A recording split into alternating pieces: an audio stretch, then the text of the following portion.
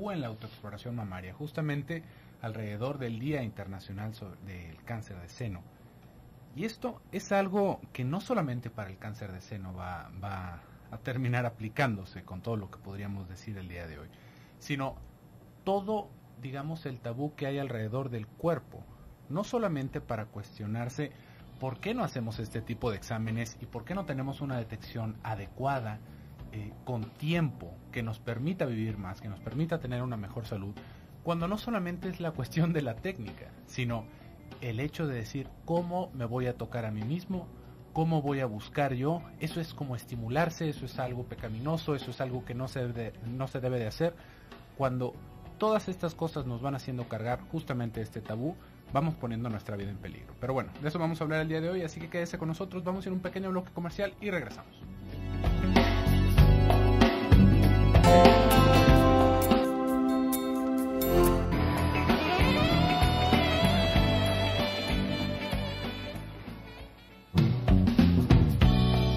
Regresamos a tu programa Desde tu Mirada, 6:19. Estamos ya incorporados aquí después de toda esta dificultad para alcanzar a llegar el día de hoy, una disculpa. Estamos hablando acerca del tabú de la exploración, de la autoexploración mamaria. Aquí verdaderamente este es uno de estos temas que podemos pensar luego de tanto tiempo, ya en una altura en la que nos pensamos sumamente civilizados y nos pensamos con mucha más apertura mental, ya estamos en 2015, etcétera, siguen existiendo ciertos temas que generan esta inhibición de entrada y todo un tabú alrededor de, incluso en los contextos en los que ni cercanamente esto debería de ocurrir. Hay muchísimas personas, pero muchísimas personas a las que les da vergüenza, por ejemplo, hacer alguna consulta de estas cuestiones que atañen a la salud de sus senos, muchísimas mujeres específicamente de sus senos, o incluso de todo lo que tiene que ver con el funcionamiento de los órganos sexuales, a su ginecólogo o a su ginecóloga. Y uno podría pensar, bueno, esto pues tendría que ser imposible, ¿no? Ya a estas alturas en donde pues no es que quizás estén las ideas de antes, ¿no? De que uno se tenía que bañar con ropa porque pues era una cosa terrible tocar el propio cuerpo o incluso ver el propio cuerpo. Uno podría pensar que ya en esas cosas estamos muy aventajaditos y no nos atacan estas ideas. Sin embargo, queda en una parte muy importante este desconocimiento. De hecho, es impresionante el desconocimiento que existe en general a propósito, ya no digamos de la salud, sino del funcionamiento y las partes en sí que atañen a las áreas genitales, ¿no? Tanto en hombres como mujeres. Hoy estamos hablando de las mujeres, pero esto es algo que por una u otra razón como que se vio en primaria, en secundaria, ahí con el esquemita que mostraban, y ya con eso nos quedamos. Indagar más o preguntar a lo mejor al especialista, pues también genera esta vergüenza, ¿no? Y entran estas cuestiones de la amiga de la amiga de la amiga, ¿no? De la prima de la vecina, le sucedió y quiere saber si. Entonces, esto pienso que es algo por supuesto muy peligroso, no nada más a nivel de lo que psíquicamente puede representar, por supuesto, en tanto que la inhibición en lo sexual, porque está directamente asociado con lo sexual, sino también en cuanto a la salud física. Y es algo para lo cual tanto las personas, las mujeres en lo individual, tendrían que como trabajarlo, tendrían que asumir esta responsabilidad y esta curiosidad incluso acerca de su propio cuerpo, como pienso también que quizás los profesionales de esa área de la salud tendrían que mostrar una apertura más específica, como entendiendo que habrá ciertas cosas que la otra persona quizás se la va a pensar en mencionar, quizás se la va a pensar en preguntar, como poder extender en gran parte algunas de estas, como a veces vienen en las páginas de internet, ¿no? Preguntas frecuentes, ¿no?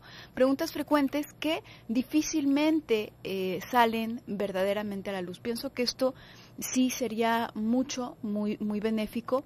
Por ahí ha estado durante este mes que bueno, está el tema de el cáncer de mama.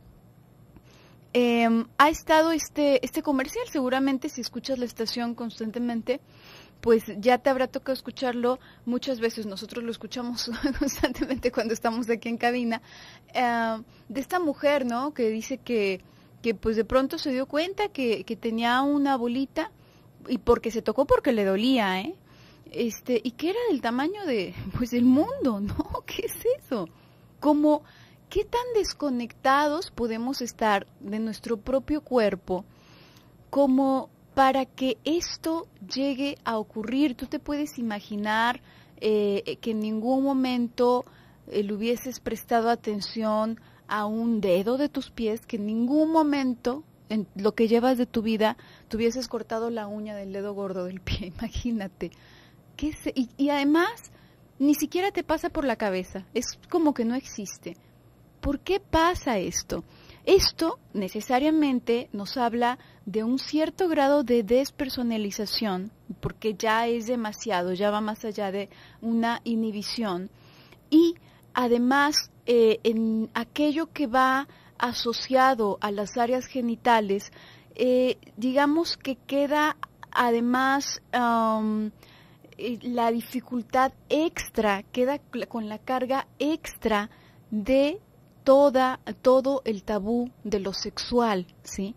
A muchísimas personas les da miedo ir al doctor, así sea para que les vean una muela. ¿Por qué? Porque asumen que al doctor se va porque uno está enfermo, porque que les va a doler, pero aquello que tiene que ver con las cuestiones sexuales tiene una carga todavía más pesada que permite mucho menos este conocimiento y este reconocimiento del propio cuerpo. Porque ahorita estamos hablando justamente, como tú lo dices, Gaby, de malformaciones, ¿no? De algún tumor, de alguna irregularidad en la piel. Pero esta ignorancia y esta censura alrededor de los órganos sexuales llega al punto del desconocimiento total de la anatomía propia. O sea, yo me puedo ver mis genitales y no saber si eso que tengo ahí lo he tenido siempre, ¿no? Verme los senos o ver la vagina y no saber si eso es anormal. Imagínese hasta dónde vamos, ¿no? Por ahí hay una anécdota que a mí me quedó muy grabada en el momento en el que me la dijeron. Consistía alrededor de la higiene que se tenía para las personas que estaban dentro de un convento. Y la higiene, parte de los rituales de higiene era el bañarse y el lavarse con ropa interior. ¿Por qué con ropa interior? Yo me quedé pensando, bueno, pues para evitar tocamientos, para evitar tocarse los genitales, porque esas eran partes impuras del cuerpo. Imagínese la cantidad de infecciones que van floreciendo alrededor de estarse tallando los calzones encima una y otra vez, ¿no? Digo, si estamos haciendo algo por nuestra higiene, eso sería lo menos higiénico que podríamos hacer. Imagínese lavarse la ropa encima. Nada más, como para ver la magnitud del asunto, ¿usted se lavaría la playera sobre la boca? No, ¿verdad? ¿Y por qué en una parte con mucosa similar, que sería la vagina, nos parecería muy congruente hacer eso para no tocarnos, para no irnos a ver con impurezas alrededor de este tocamiento que podríamos llegar a tener al momento de lavarnos? Entonces, esto, y ni siquiera fue una situación desde hace tanto tiempo, es una cosa que escuché como práctica de hace unos 30 años, ¿no? Esperemos que ya haya cambiado un poquito esa situación, mucho esa situación, pero nos va dando una idea de, entonces, ¿cómo voy a saber si está bien o está mal esa parte de mi cuerpo, ¿no? Imagínese como de repente que usted se levantara y tuviera un grano enorme encima del dorso de su mano y dijera, eso lo tengo desde que soy niño, o así es mi mano, ¿no? O que no tenemos un dedo y decimos, así era mi mano, no era mi mano. Esto, como le digo, va más allá de el simple recato, sino que ya es una ignorancia y una desconexión de cómo es nuestro cuerpo, hasta de las propias sensaciones que llegamos a tener, porque no nada más es alrededor de esta parte erógena, ¿no? Que está como este retraimiento, sino hasta de la misma sensación que provoca. Por ejemplo, a una mujer que le llegue a doler un seno o que le duelan los senos y todavía preguntarse si eso es normal, ¿no? O tener algún tipo de sensación en algún otro momento de su ciclo menstrual, por ejemplo, y no estar consciente si eso siempre ha pasado o no ha pasado. Esto ya nos va dando una idea de cómo esta parte de la educación que nosotros vamos tomando como por íntegra o moral nos acaba dañando de una manera increíble, porque si a esto todavía le damos un pasito más para adelante, ahorita estamos hablando de algo que puede suceder dentro de casa, que nosotros podríamos examinarnos, que nosotros podríamos ver, pero y luego viene la segunda parte. ¿Y qué sucede cuando tengo que ir con un doctor? A que el doctor me examine. ¿Cómo es que me va a tocar? ¿Cómo es que me voy a desvestir frente a esta persona? Y ahí una vez más, eso que nosotros pensábamos como tan moral y tan sano y tan puro, nos acaba desgraciando la vida. Vamos a ir a un pequeño bloque comercial, en un momentito continuamos.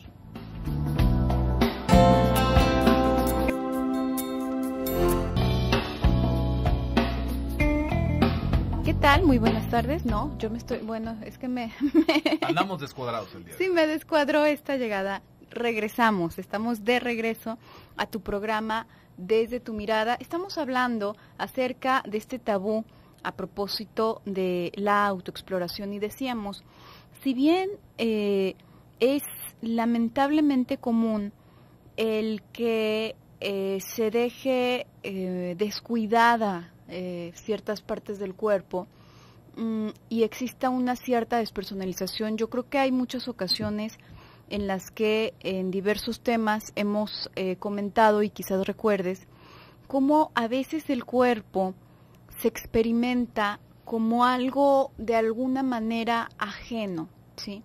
Hay muchas personas que, por ejemplo, ante alguna dolencia, es casi como que se enfadaran de, por ejemplo, la muela, ¿no? Ay, es que esta maldita muela me tiene. O tienen ciertas expresiones, ¿no? Bueno, ya quisiera quitarme esta pierna, esta rodilla, porque me da un dolor. Y es esta idea como que ese órgano se hubiese vuelto malo, de alguna manera. A lo mejor uno puede decir, ay, son nada más expresiones, no es literal que la persona tenga el deseo de hacer eso, pero no es fortuita la manera en la que hablamos, ni la forma en la que nos expresamos. Dice algo de la relación que tenemos con las cosas en el mundo y también con nuestro cuerpo. Entonces, esta experiencia, o por ejemplo estas personas que pueden caer enfermos, por ejemplo, de gripa o un dolor de espalda, y entra como esta cierta rabia, como este cierto coraje, y entre coraje y desesperación. ¿Qué pasa? Nos quedan estos vestigios del pensamiento infantil. También esto lo hemos comentado en algunas ocasiones, en donde un malestar no se asume como que proviene de un proceso interno, sino que un malestar, el reflejo más básico es sentir que algo externo nos está haciendo daño, ¿sí? Cuando el cuerpo enferma, para muchas personas la experiencia es la misma.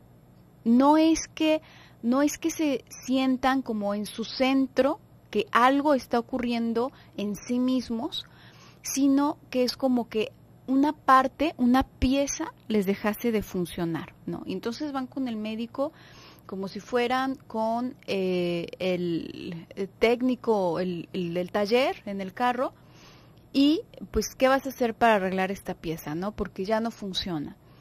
Esta forma de asociarse al cuerpo, por supuesto que tiene mucha relevancia en el terreno de la psicopatología, Pero también va a tener determinadas consecuencias cuando pensamos en nuestra salud física, porque en donde el cuerpo no se experimenta como una parte, no como una parte, sino como nosotros mismos, porque nosotros somos nuestro cuerpo, no es que estemos separados, uno se va a desconocer, las señales que va mandando el cuerpo van a ser, hay personas que dicen, es que yo tengo mucha resistencia al dolor. Pues sí, pero no al daño, ¿no? A lo mejor puedes aguantar que te den 5 golpes con un bat, pero no se te van a romper menos huesos porque te duela menos. A final de cuentas, se te van a romper la misma cantidad de huesos, así que te convendría tener menos resistencia al dolor, probablemente. Esto habla no más que de una desconexión del cuerpo y en ese sentido es muy riesgosa. Ahora, de las cosas que nos enferman a nosotros psíquicamente, una que nos enferma como por excelencia, ¿no? La principal cosa que nos llega a enfermar, es todo lo que tiene que ver con las relaciones amorosas y muy específicamente con aquella forma en la que alcanzamos a integrar la sexualidad. Esto sabe enfermar. ¿Por qué? Porque nos hemos puesto en un terreno que nos impone ciertas represiones, que nos impone cierta censura. Usamos ropa, lo cual no es normal para el resto de los animales, tenemos pudor, tenemos un montón de cosas que es nada más de nuestra neurosis social y que son necesarias. Pero que llegado a un punto nos empiezan a enfermar, de ahí nos enfermamos muy comúnmente. Los problemas más comunes de pareja va alrededor de cómo pueden disfrutar o padecer o cómo padecen la sexualidad, ¿sí? Entonces, eso hace que físicamente también los órganos sexuales se vuelvan como este punto intocable, como esta caja de Pandora en donde lamentablemente se saben depositar cualquier cantidad de malestares. Que este es uno de los grandes problemas cuando estamos revisando un poquito el tema de la censura, porque varias veces hemos usado esa analogía que utilizaba también Sigmund Freud. ¿Qué pasaría si aquí en la ciudad, imaginemos en una situación totalmente hipotética, ¿verdad? Pero imaginemos que aquí en la ciudad hubiera un barrio en donde la policía no se metiera, ¿no? En donde donde no alcanzara el brazo de la ley. ¿Usted dónde cree que se guardarían los criminales? ¿No? Efectivamente, en ese lugar en donde queda intocable todo lo que puedan hacer, ¿no? Y esto lo podemos ver ya en situaciones como más concretas en otras ciudades, si usted quiere pensarlo así, pero lo mismo va sucediendo en nuestro inconsciente. Si dentro de nuestra personalidad vamos aislando partes y pensamos que están totalmente fuera del criterio y del cuestionamiento de que si está bien o está mal lo que estamos haciendo, justamente ahí es en donde se van a guardar las enfermedades. Y esto es por lo que tantas personas van sufriendo alrededor del aspecto de la sexualidad. ¿Por qué? Porque se habla con censura. Ni siquiera tenemos a veces la libertad de pensar o de desear sueltamente, ¿no? Sin que nos caiga encima nuestro superior. Y si esto lo vemos alrededor de la autoexploración, fíjese cómo ya de entrada se va relacionando con el autoerotismo, ¿no? Es que entonces sería como estarme masturbando. No. Pero ¿por qué no? Si me estoy tocando. ¿Por qué no? Porque no se está tocando con ese fin. Se está tocando con un fin de poder encontrar si hay algo anormal en su cuerpo. Pero esto no porque lo digamos rompe su encanto o rompe su maleficio, digamos, sobre nosotros. ¿Por qué? Porque ahí la cosa es algo que nos sobrepasa. Digamos que ahí justamente la traba es nuestra educación del todo. Imagíneselo de la misma manera. Si usted sería capaz de a la mitad de la vía pública bajarse sus pantalones e intentar defecar en la banqueta, ¿usted cree que podría? ¿Quién sabe? ¿No? Pero ya en el momento algo nos detiene, la vergüenza nos detiene, y la vergüenza es un freno que gracias a ese freno no nos estamos matando con palos y piedras los días que pasan, ¿no? Y al que le va fallando pues acaba en la cárcel. Pero es toda la educación, la que está deteniéndonos de poder tener este conocimiento extra de nuestro cuerpo y por lo mismo también tener una ventajita alrededor de las enfermedades. Luego nos vamos a topar con cosas así como lo que nos estaba diciendo Claudia Gaby en la cápsula, ¿no?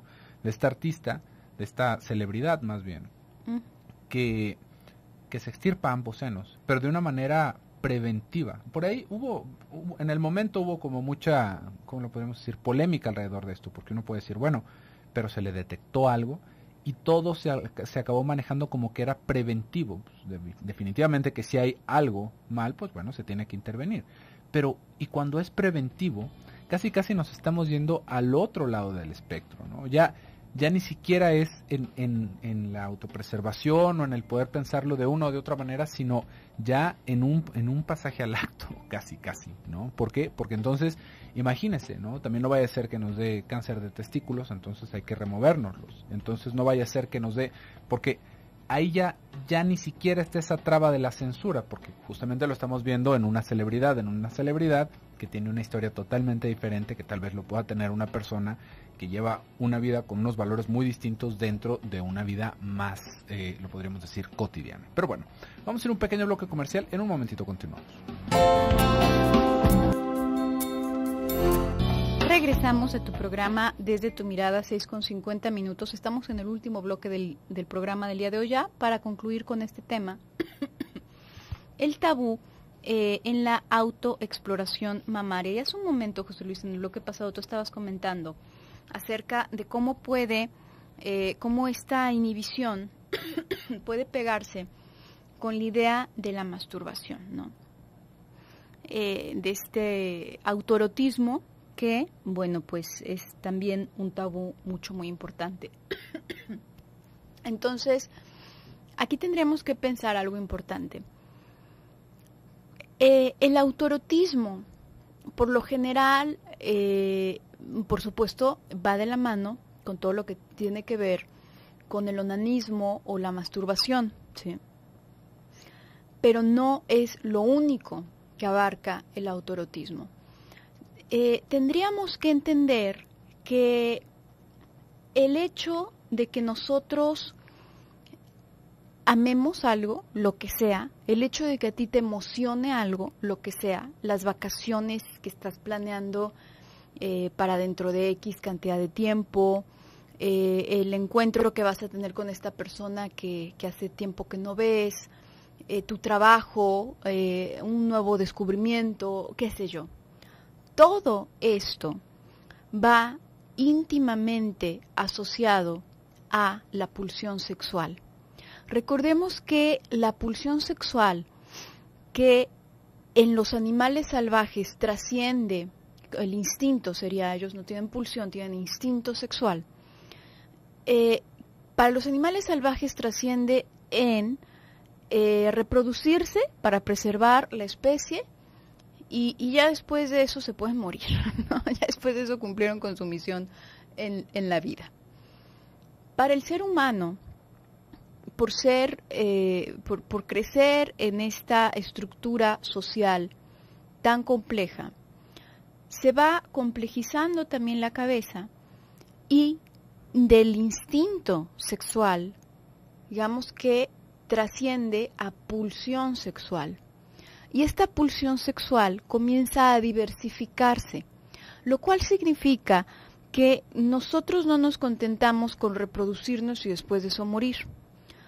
No nos contentamos con servir a los fines de la naturaleza, sino que comienzan a surgir y comenzamos a producir deseos, comenzamos a producir anhelos. Y entonces tenemos curiosidad de por qué la luna se ve solamente de noche o a veces sí se ve durante el día, y entonces tenemos la ciencia, ¿no? Nace la ciencia. Y entonces tenemos curiosidad de un montón de cosas, tenemos ganas de ver a las personas, se crean puentes, se crean aviones, se crean medicinas porque queremos que las personas a las que amamos vivan casi eternamente. Entonces, esto que no tiene absolutamente nada que ver con el orden de la naturaleza, con el orden estricto de la naturaleza, se genera. Y esto es gracias también a nuestra pulsión sexual, porque ésta se diversifica. Entonces, cuando hablamos de el erotismo, no nos referimos, en términos psicoanalíticos, tendríamos que entender que es desde el autoerotismo, desde donde podemos conocernos y también podemos aparecer en el mundo como una persona significativa.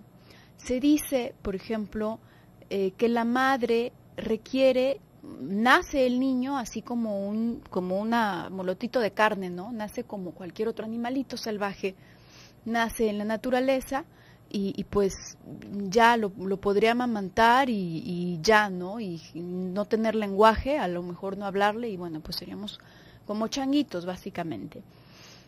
Pero este otro nacimiento, este nacimiento psíquico, que no viene de la mano del parto en sí, tiene que ver con la capacidad de esta madre para poder libidinizar el cuerpo de esa criaturita.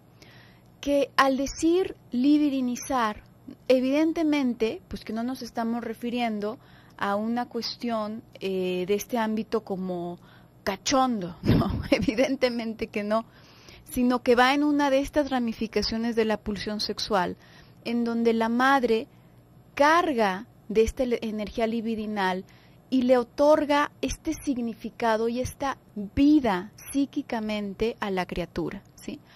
No es que nada más, por ejemplo, le dé la leche y ya, ahí lo deja tirado en la cuna, ¿no?